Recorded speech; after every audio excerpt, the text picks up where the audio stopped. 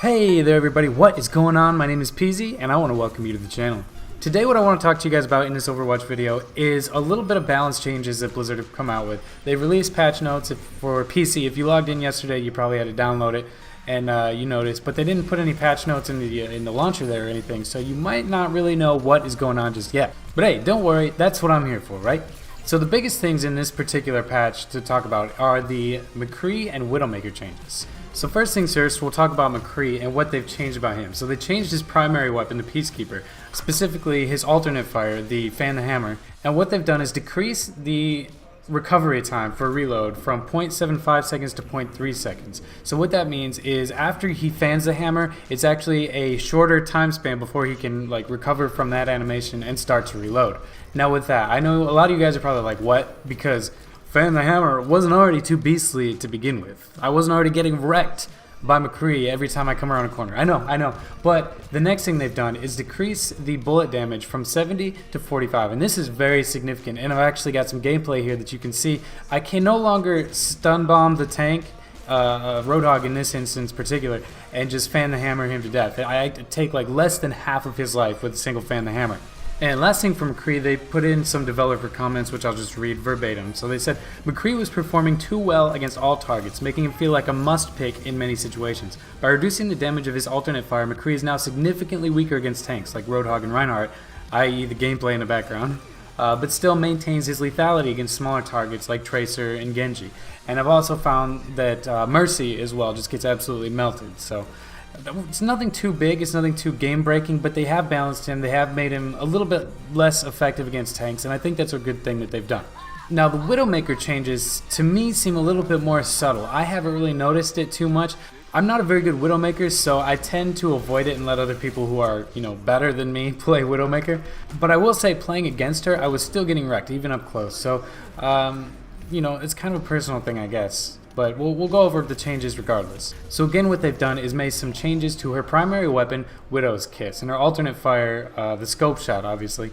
So base damage decreased from 15 to 12, which refers to the amount of damage that it does if you do not charge it at all. So if you just scope in and pull the trigger right away, you will do 12 damage to a target.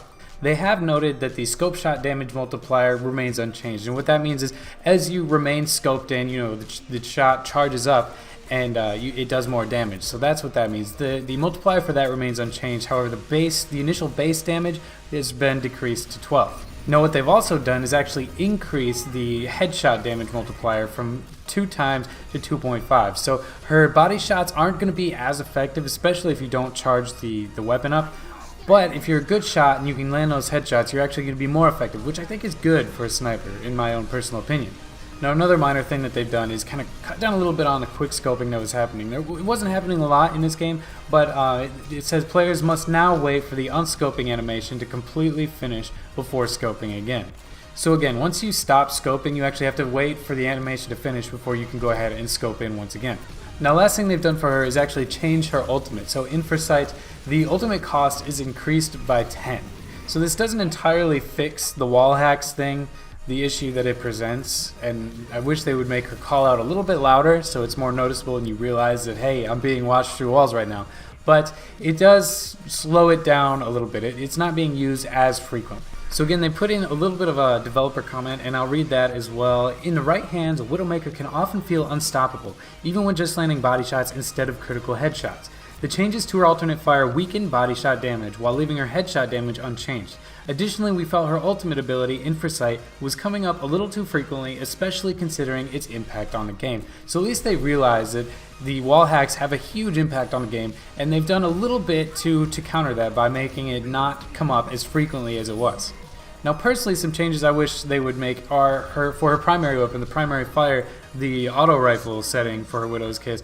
I wish they would decrease the damage on that a little bit or make it even less accurate than it already is. in lieu of that, I would honestly even take a slower fire rate. But anything, it still feels like if I get to her, she should not be killing me, especially as a tank. Now those are the big changes. They've also done a few general and bug fix type stuff, which I'm not really going to go over. I will link the patch notes in the description if you're interested in that. But that's essentially everything that I wanted to go over. I just want to talk about the changes that they made to both McCree and Widowmaker. So hopefully this was informative for you guys. Hopefully you enjoyed the video and my terrible McCree gameplay in the background. So it is what it is, guys. Again, I hope you enjoyed. I hope it was informative, and leave a like on the video if you could. Appreciate it very much. Subscribe to the channel if you're new for more Overwatch lore, news, tips and tricks, and all that kind of good stuff in the future.